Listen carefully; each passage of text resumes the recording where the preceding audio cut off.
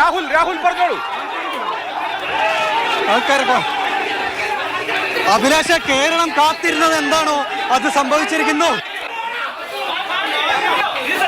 ഗോവിന്ദച്ചാമിയെ പിടികൂടുന്ന ദൃശ്യങ്ങൾ പ്രേക്ഷകർ കണ്ടല്ലോ. പറഞ്ഞോളൂ രാഹുൽ, പറഞ്ഞോളൂ.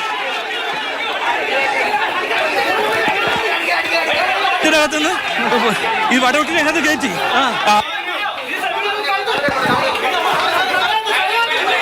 നമ്മൾ പറയാണ്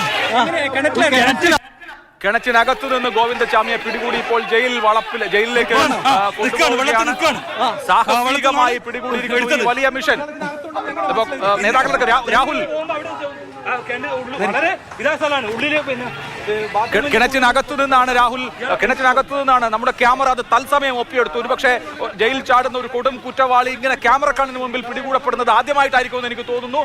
രാഹുൽ പറഞ്ഞോളൂ, ഈ ദൗത്യം എത്രമേൽ ദുഷ്കരവും സാഹസികവുമായിരുന്നു. രാഹുൽ അവിടെ കണ്ടതെന്താ?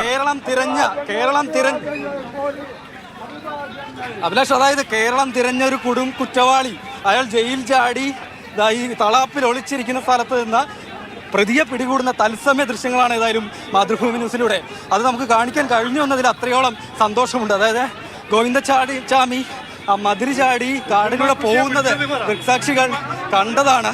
ആ മേഖലയിൽ പോലീസിന്റെ കൂടെ നാട്ടുകാരുടെ കൂടെ പിന്നാലെ നമ്മൾ പോയി. ഈ മേഖല ഏതായാലും വിട്ട് പുറത്തേക്ക് പോയിട്ടുണ്ടാവില്ല എന്ന് നമ്മൾ പറഞ്ഞതാണ്.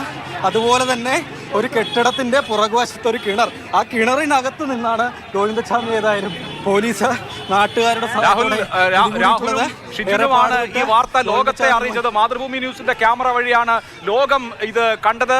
ഈ സാഹസികമായ ഈ പ്രവർത്തനം, ഈ കുറ്റവാളിയെ പിടികൂടുന്ന പ്രവർത്തനം ഓടി നമ്മൾ ഗോവിന്ദച്ചാമിയെ പിടികൂടി എന്ന ഒരു വാക്ക് കേൾക്കുന്നതും രാഹുലും ഷിജുനും ഓടുന്നതും ഒക്കെ ഒരുപക്ഷെ ഇത് വാർത്താ ചരിത്രത്തിന്റെ തന്നെ ഭാഗമാണ്. രാഹുൽ